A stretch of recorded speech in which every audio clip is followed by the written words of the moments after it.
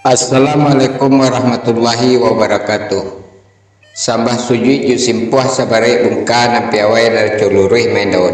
Indak basisiah jo basiba, indak baigo jo babate. Ko kete ndak mau sabit namo, ko kadang ndak mau bilang gala. Wujud sabah nang terserak kepada penonton kasadonyo. Alhamdulillahirabbil alamin.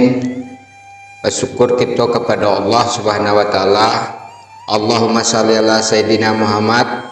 Berselawat kita kepada Rasul Muhammad sallallahu alaihi wasallam. Semoga di sana kasadonyo berada dalam keadaan sehat wal afiat. Amin ya rabbal alamin. Dalam video kali ini di sana akan kita bahas soal pandangan Islam tentang tahlilan dan peringatan kematian. Dalam video ini kita coba membahas pandangan Islam tentang tahlilan dan peringatan kematian.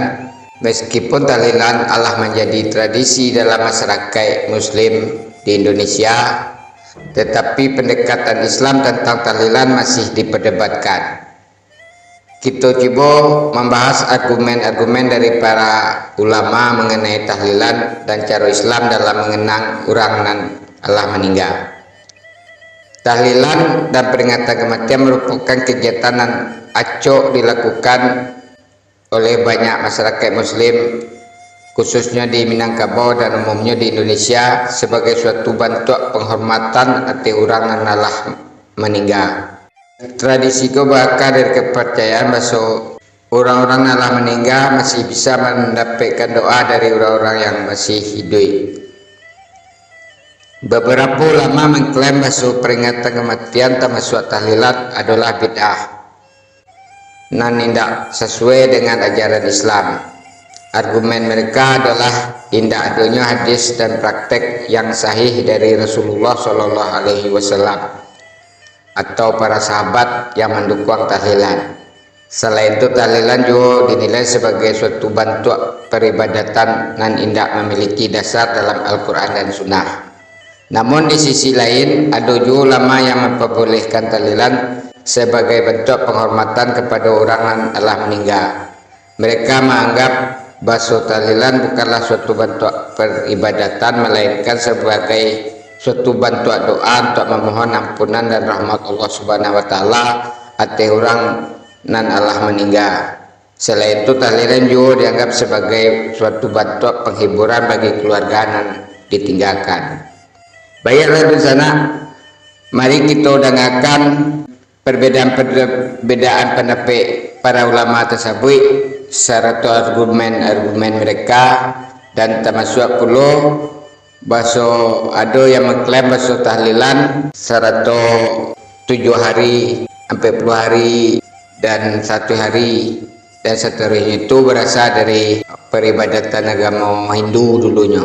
Mari di sana keseluruhnya kita dengarkan uraian dari masing-masing ustadz yang berbeda pendapat tersebut di sana. Acara tahlilan ya tidak bisa kita pungkiri ya, dia akui oleh sebagian pendeta Hindu, dan saya pernah dikasih buku tentang masalah itu ketika saya main di Bali. Saya dikasih sama seorang ustadz di sana tentang pendeta Hindu yang menulis buku, dan dia judulnya itu kalau tidak salah tentang tradisi Hindu yang ada di orang-orang Jawa. Maknanya seperti itu. Dia bangga. Dia mengatakan, lihat orang-orang Jawa mengadakan acara ya tahlilan, maksudnya hari ketiga, hari ke-7, hari ke-40, hari ke-100, hari 1000. Itu mereka ambil dari kita. Artinya dia berbangga bahwasanya ada tradisi Hindu yang masih berjalan di kalangan kaum muslimin, di kalangan orang-orang Jawa. Maka ini suatu hal yang tidak bisa kita pungkiri bahwasanya melakukan acara. Kenapa harus hari ketiga? Kenapa enggak hari ke-4? Coba. Kenapa enggak hari 39 kok 40? Coba pikirin. Kenapa enggak hari 47? Kenapa kok hari 100? Kenapa hari 1000? Kenapa enggak hari 975? Kenapa? Ya, apa dalilnya? Kenapa harus dikaitkan dengan hari tersebut? Mau tidak mau harus kita akui itu dari tradisi Hindu. Sementara diakui oleh para pendeta Hindu tersebut. Bahkan mereka tulis buku tentang hal ini. Ya, mereka tulis tentang hal ini. Ya. Mas, tolong ya. Nanti malam ba'da isya datang ke rumah, ada apa Pak? Tahlilan. Ya Allah, kan gitu. Subhanallah, datang enggak? Datang enggak? Ya gitu. Waduh, kalau nggak datang nggak enak. Tapi bisa nolak. Bahkan Pak, mohon maaf, kalau acara perkawinan saya datang Pak. Kalau acara sunatan tengok Pak, insya Allah bahkan anak kasih duit. Tapi kalau ini Pak, saya tidak bisa, mohon maaf. Loh, apa susahnya bilang? Karena saya punya urusan penting Pak, yang tidak bisa saya tinggalkan, tidur. Mana yang lebih penting? Bid'ah sama tidur? Loh, anak tanya mantum, bid'ah sama tidur mana yang penting? Nah itu, waras antum. Loh, mikir alasan gitu aja kok repot itu. Ja'far bin Abu Talib ini masih sepupu Rasulullah. Nah, Ja'far ini juga dari kecil masuk Islamnya, Bu. Ja'far ini ikutlah membela Islam ini, ikut berperang. Jadi waktu penaklukan Khaybar, Ja'far ini dari jauh datang juga ke Madinah. Apa kata Rasulullah, Bu? Aku tidak tahu yang mana yang membuatku bahagia.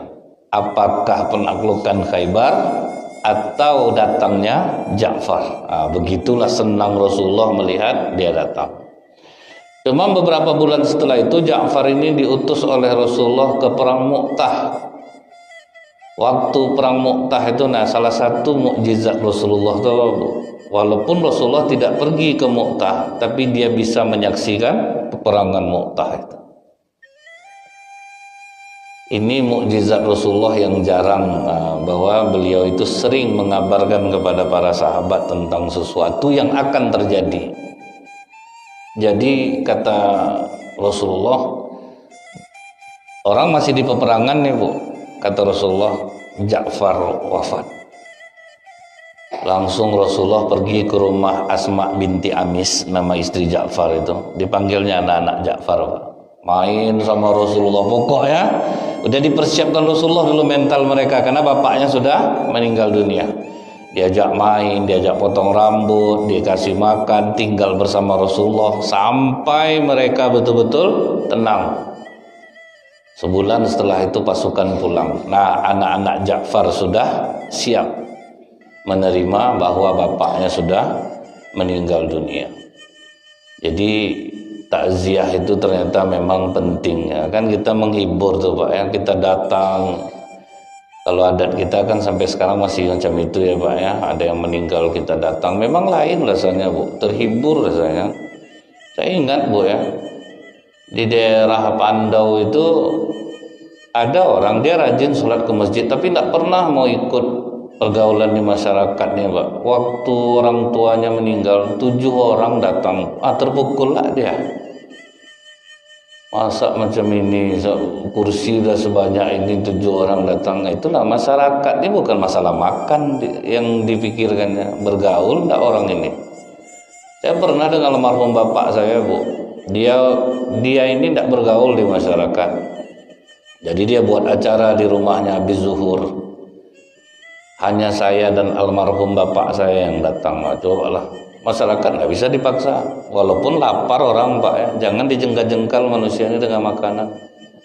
Oh, kalau diundang makan tuh masyarakat nih mau aja, masyarakat nih tetap milih dia.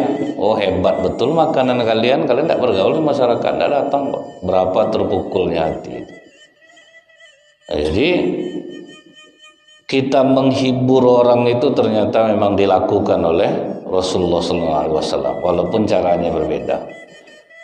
Datang orang bilang kan kita adat istiadat nih tidak boleh betul diikutkan. Nah, ini kita harus paham nih Bu ya. Rasulullah itu kenapa mudah diterima orang Islam nih di Mekah itu Pak? Karena Rasulullah tidak memberangus adat. Ada istilahnya tahmil, taghyir, tahrim. Tahmil itu Bu ya, apa adat-adat jahiliyah yang ada sebelumnya dibuat supaya dia tidak melanggar Islam. Contohnya apa Bu? Akikah, itu ada jahiliyah tuh. Cuman orang jahiliyah dulu sudah dipotong kambing, darah itu dibalurkan ke anak bayi ini. Nah, itu orang jahiliyah ditukar oleh Rasulullah, itu namanya takmil. Disempurnakan dia, tawaf disempurnakan, sa'inya disempurnakan. Kan orang jahiliyah tetap haji Pak, tetap sama. Cuman pakai persembahan-persembahan. Kemudian baru taghir. Taghir itu merekonstruksi, Bu. Mana yang tidak cocok-cocok tadi, dibuat bagaimana supaya dia menjadi cocok. Itu baru tahrim. Tahrim itu mengharamkan apa yang sudah menjadi adat mereka yang memang tidak dibolehkan. Jadi Rasulullah itu tidak memberangus adat, makanya mudah diterima. Jadi sebelum kita merobohkan satu pagar, kita harus tahu kenapa pagar itu dibuat. Baru kita tahu kenapa ya pagar ini dirobohkan. Misal orang Indonesia ini yasinan, tahtim, tahlil, doa. Sebelum kita merusak itu, kita harus tahu kenapa dulu itu dibuat oleh Sunan Kalijaga. Yang pertama membuat kan Sunan Kalijaga. Agama yang tua di Indonesia ini apa, Bu? Hindu. Hindu itu ada 3 hari, 7 hari, 40 hari, 100 hari, 1000 hari. Jadi Sunan Kalijaga masuk dengan cara tahmil dan taghir. Doa-doa agama Hindu tadi tetap kalian 3 hari, tapi ditukar doanya dengan yasin, tahtim, tahlil, doa. Itu maka mudah masuk jadinya, Pak. Jadi sebelum kita mengatakan apa itu tidak boleh, itu tidak apa, harus kaji apa yang menyebabkan itu dulu dibuat. Itulah. Begitu juga misal takziah nih, Bu. Rasulullah kan takziahnya cuma gitu, dibawanya anak-anak Ja'far. Nah, kita mengembangkan cara itu, didatangi beramai-ramai, tidak memberatkan tuan rumah, tidak memaksakan diri. Cuman kadang memang ya, Bu, adalah yang agak terpaksa berutang-utang dirinya untuk makan. Nah, itu yang dihindari. Sampai berutang-utang orang dibuatnya, itu yang tidak boleh. Makanya orang meninggal itu kan ada talam, isi duit itu janganlah 1.000, 100.000 isi. Jadi kan bisa juga dia ada kuat dia mau buat makanan. Ini dibuka kotak isi 30.000 kan. Nah, awak mau ngajak orang makan tuh yang payah dia, Bu, ya. Cuman masyarakat biasanya sudah menyiapkan itu. Tentang meminimalkan konflik. Ini saya baca di bab Al-Mithalul Awal. Jawazu hibati thawabil qiraah wa shadaqah lil mayyit wa wusuli thawabil qiraah wa a'malil birril mayyit. Kita berkeyakinan bahwa yasinan, tahlilan itu sampai ke mayit. Itu boleh kita hadiahkan dan sampai ke mayit. Kata Bali Maksum, wa wa min masailil furu' al khilafiyah. Fala yajuzu bi sya'nihi itharatul fitan wal jidal wal ingkar. Alal qail wal amili bihi wala alal mukhalif. Ini dari awal masalah khilafiyah. Sehingga gak perlu jadi konflik yang berkelanjutan, baik kita menuntut yang melakukan itu atau menuntut yang menentang itu. Karena dari awal ini masalah furu'iyah. Sing nglakoni nggih monggo, sing nentang nggih napa? Monggo. Selama ini kan kita yang melakukan memaksa orang lain menerima, yang menentang memaksa orang lain menghentikan. Ini tidak fair, kata Bali. Kata beliau itu gak fair. Wala yang bagi ayyaqa bainahuma ma la yang bagi wuqu'uhu bainal akhwaini muslimaini.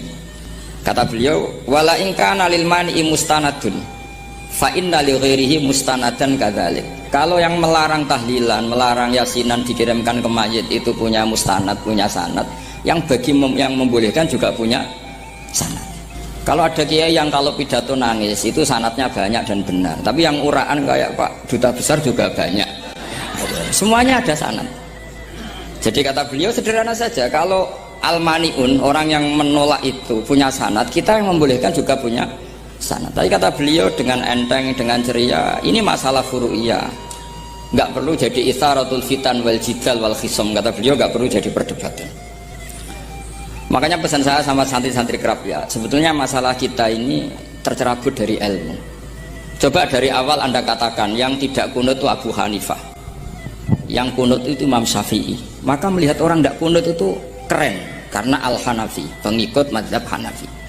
Yang kunut juga keren karena pengikut mazhab Syafi'i.